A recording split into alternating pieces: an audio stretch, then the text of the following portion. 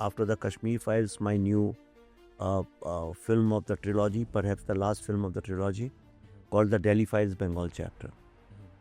Now this film, a lot of people ask me, why are you making this film? Okay, why do you make socio-political films?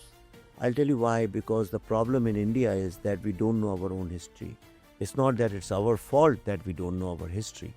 We don't know our history because a lot of people, after freedom, after the independence, who came in power, decided not to tell the truth of our history.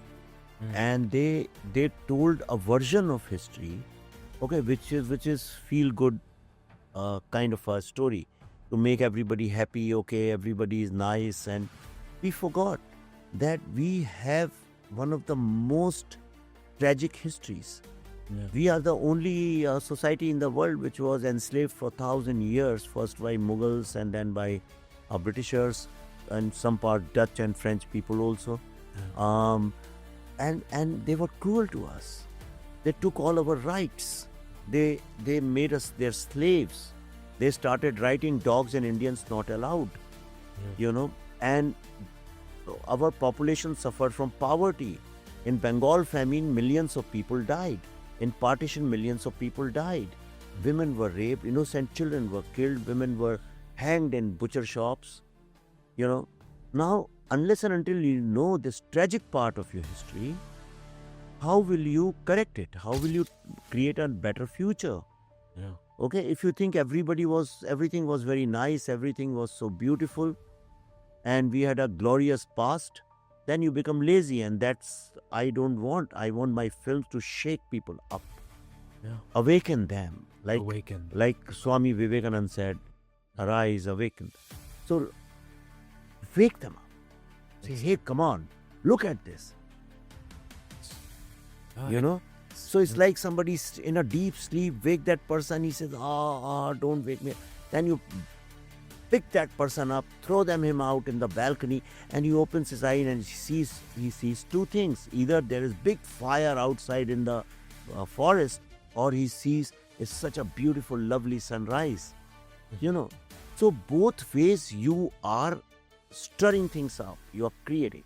And when you do that, with my film, The Delhi Files Bengal chapter, people are going to be tremendously, terribly disturbed.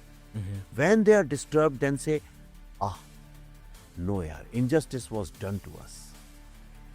Okay? Otherwise, everybody is talking about, say, in Indian politics, if you see, everybody is talking about Muslim persecution. That is the narrative I see in US. Everybody is saying, Muslims are this thing. What about us? We are India is the only country for Hindus. Only country. Okay?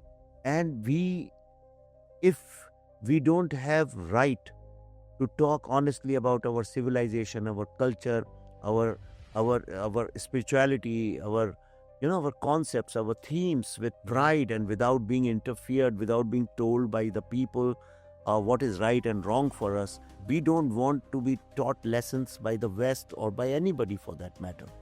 Okay, at the same time, we don't want to appease anyone. We don't want to say, hey, you are minority, so you have all the rights and we have no rights. That is wrong. In my eyes, we are all children of God. We are all connected with one consciousness. And here is a place on this earth which gave birth to spirituality.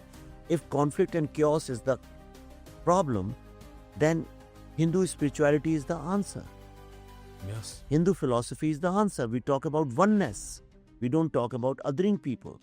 So it's very important to show people what happens when religious fundamentalism takes over. Then direct action day happens in Bengal. Then Kashmir genocide happens. Then Mopla genocide happens.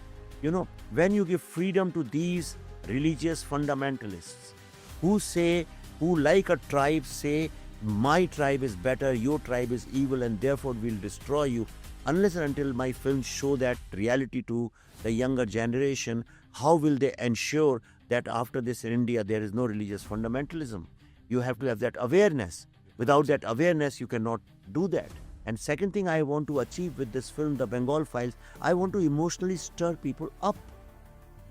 It's only when you are emotional about things, when you are angry or you're in pain, that's when you create a lot of vacuum, and where there you are able to get new ideas and you have space for a change. You can never change if it's fulfilled. Suppose there's a bucket full of water.